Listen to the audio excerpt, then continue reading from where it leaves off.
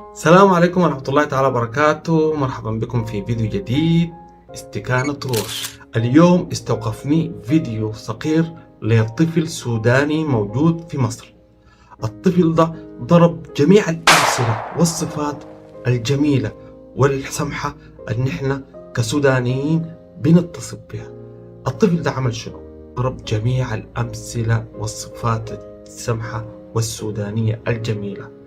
الطفل ده كان كريم، الطفل ده كان شاب، الطفل ده كان أمين، الطفل ده آثر على نفسه رغم الاحتياج، الطفل ده ساعد أبوه وأمه وأسرته، الطفل ده ما قعد في البيت وقال دي ما مسؤوليتي، الطفل ده نزل الشارع عشان يشتغل ويساعد. رغم ده كله جاو شخص محتاج حكى له قصته أداه كل ما يملك. أنا بتمنى نشوف الفيديو وادونا رايكم.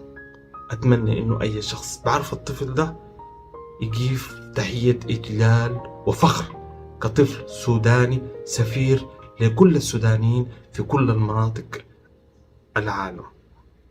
في انتظاركم نشوف الفيديو ونرجع. السلام عليكم. اسمك ايه؟ ايه؟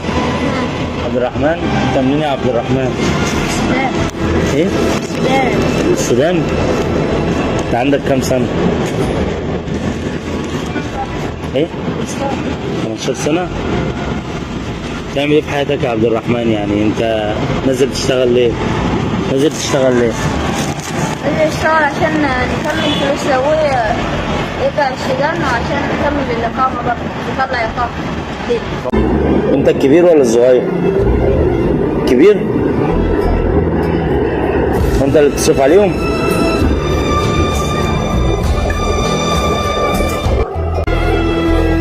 كنت بس عاوز منك يعني عايز اجيب ازازة مية معلش عشان والدي هنا في المستشفى، فكنت عايز اجيب له مية بس انا معيش فلوس معلش. مينفعش تساعدني بأي حاجة؟ ولا انا عشان مصري اخوك بقى مصري مش هينفع تساعدني؟ ايه؟ هينفع؟ ساعدني بأي حاجة طيب.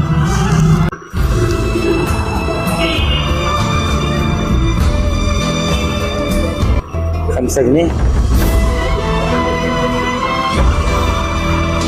ده زي القمر يا عبد الرحمن، بس $5 يا عبد الرحمن ما يكفونيش على فكرة. وانت اشتغلت اصلا؟ معايا 10 معكش الا 10 جنيه؟ وقسمت عليك واديتني 5 وخليت معاك 5؟ طب ليه يا عبد الرحمن؟ ما انت ممكن تكون محتاج اكتر مني. انت فطرت اصلا؟ فطرتش؟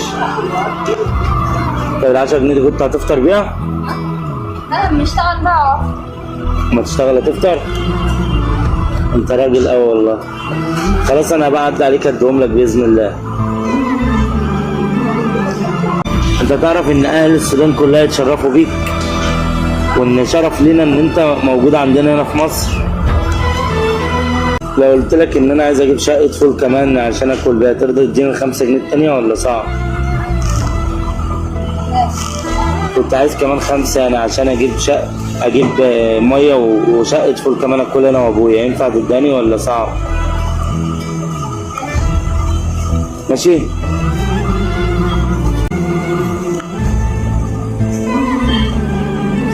بس كده انت ما عادش معاك فلوس؟ اشتغل دلوقتي. ليه؟ اشتغل دلوقتي. طب هتجيب فلوس منين؟ هتجيب فلوس منين؟ هتفطر ازاي؟ اشتغل. انت بيجيلك شغل؟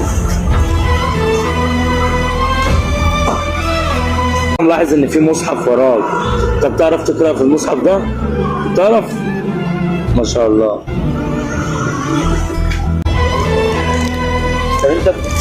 طب انت بتعمل معايا كده ليه يا عبد الرحمن؟ مش شايف ان انا ممكن اكون نصاب؟ مش شايف ان انا ممكن اكون بنصب عليك؟ لا ايه؟ مش مشكلة. مش مشكلة عادي كده؟ انت زي القمر والله العظيم. والسودان كلها تتشرف بيك ومصر كلها تتشرف بيك، ويا ريت شباب مصر كلها تبقى زيك.